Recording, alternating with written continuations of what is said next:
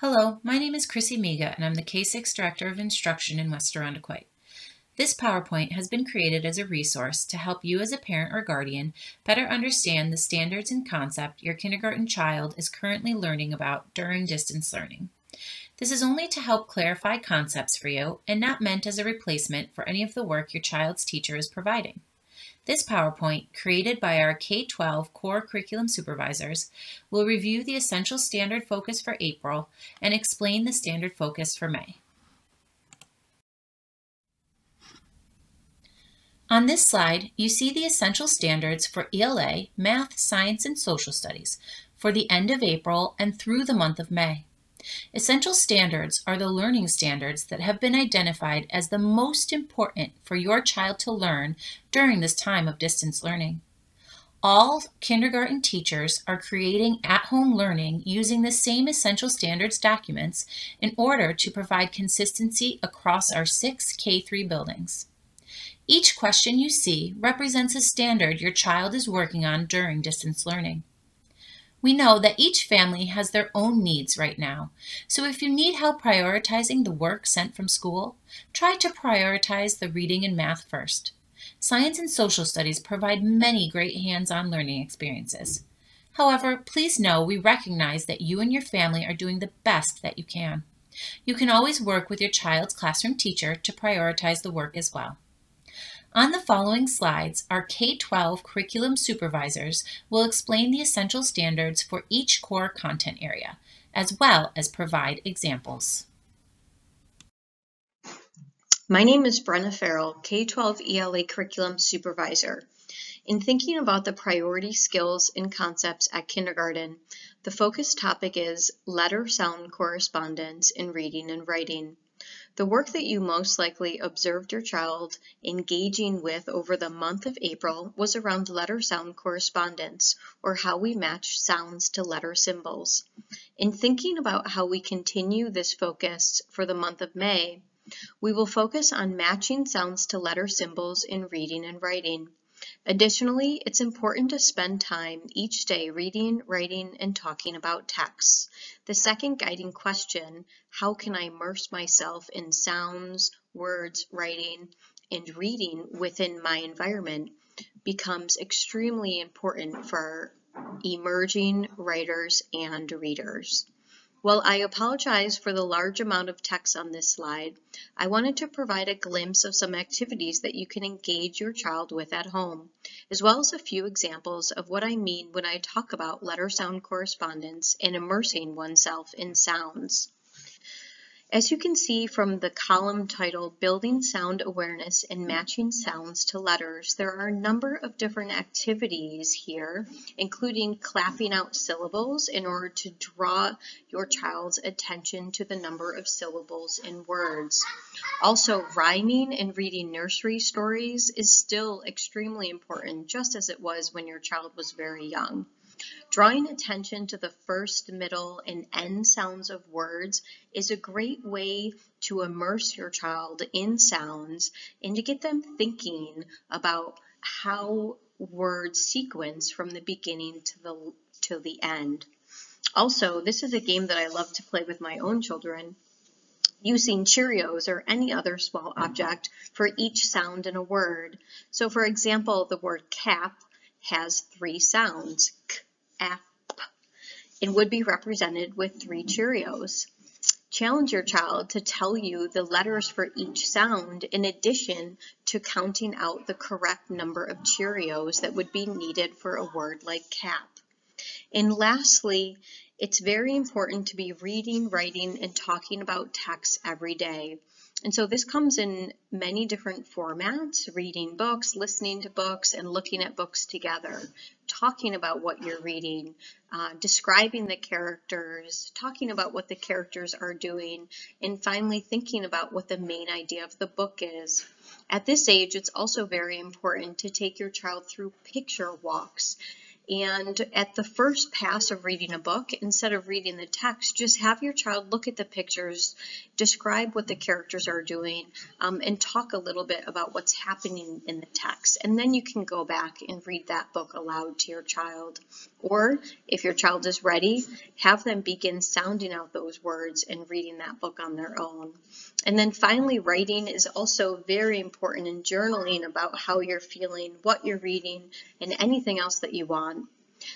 Write letters and writing letters or postcards to friends and neighbors can be a great way to keep in touch. And it doesn't have to be writing sentences. It can be simply drawing images and dictating different ideas.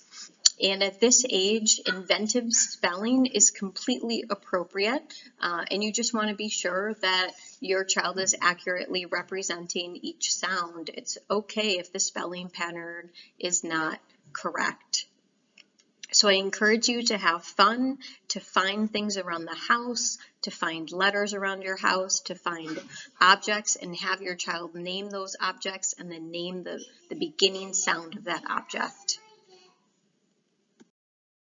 Hi, this is Barb Harford, the K-12 Mathematics Supervisor. In April, kindergarten students are learning about classifying objects. They will use words such as small, big, short, tall, empty, full, heavy, and light. Consider using objects around your house and having your child describe those objects in comparison. Students will classify objects into categories. They will count and sort the objects. Consider bringing like objects together like blocks and have your child put them in different categories. For example, put all the red blocks in one pile and all the blue blocks in another pile, and then count those piles. Students should be showing their addition and subtraction in many different ways.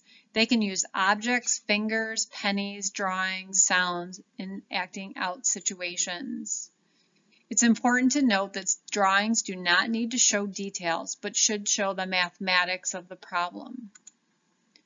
In May, students in kindergarten learn to identify all coins, including pennies and dimes. Consider using pennies to practice addition and subtraction facts.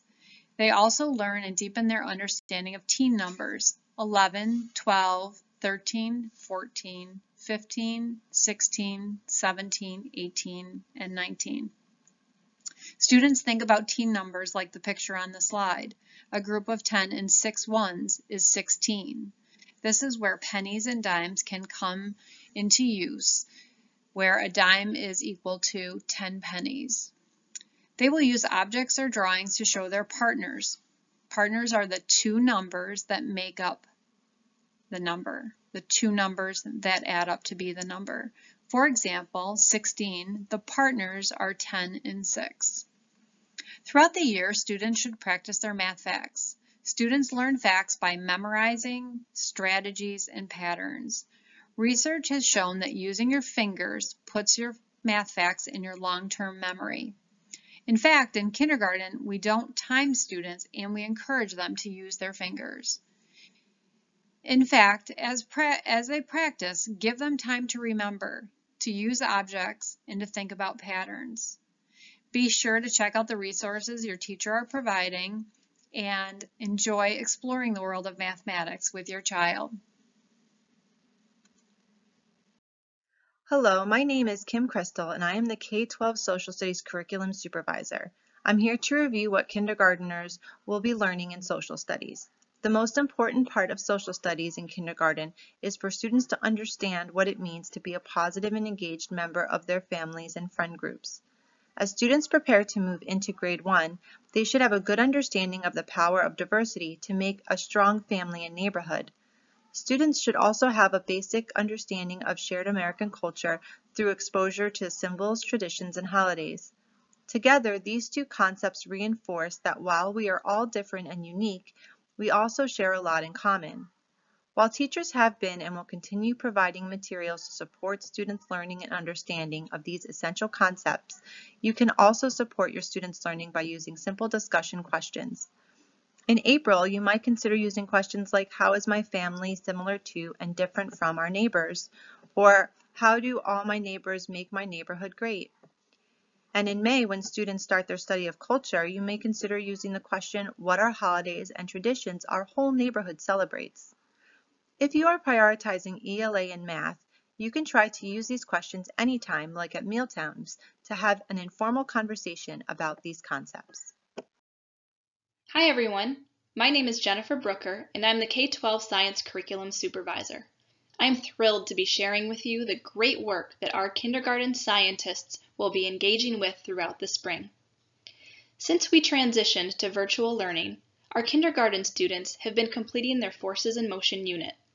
In particular, they were exploring the difference between a push and a pull, and investigating how pushes and pulls cause changes in motion. It's important for students to not only recognize and name pushes and pulls that they see, but also to actually experience the pushes and pulls themselves to build body awareness. There are a lot of great ways to reinforce this learning at home. Children can continue their observations of how pushes and pulls can be used at home to play with their toys or even help out with household chores, such as sweeping, dusting, and even raking leaves or planting flowers in the garden. Remember, it's always a win when you can camouflage a chore as a science investigation. Students can also plan an experiment in which they test different strengths of pushes and pulls to see how they can impact motion. Testing the distance a toy car travels on a ramp with a stronger push or setting up a makeshift bowling alley to figure out how much force is needed to knock all of the pins over are examples kids can try at home. After completing their unit about pushes and pulls, students will begin their study of plants. In particular, they will be observing similarities and differences in plants, what plants need to survive, and how a plant changes over time. Backyard observations or a walk through the neighborhood are great ways to start these discussions. You may ask your child to find two plants and compare them. Even if they're different in appearance, do they share common structures, such as roots, stems, and leaves? In addition, this is a great time of year to observe changes in plants. Children can choose one plant that they're most interested in and observe new buds forming, the presence of leaves or flowers, or new growth on a stem. This can be coupled with the needs of plants, particularly air and water, to survive. Rest assured that natural connections to a child's play, both inside and outside, offer a wide variety of opportunities to support our kindergarten science curriculum. Thank you for your support of Science at Home. Thank you for taking the time to review this presentation. If you have any follow-up questions, please don't hesitate to reach any one of us via the emails listed on this slide.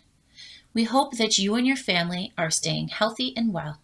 As K-6 Director of Instruction, I'd like to thank our curriculum supervisors, principals, and especially our teachers in helping to make these standards come to life for our students.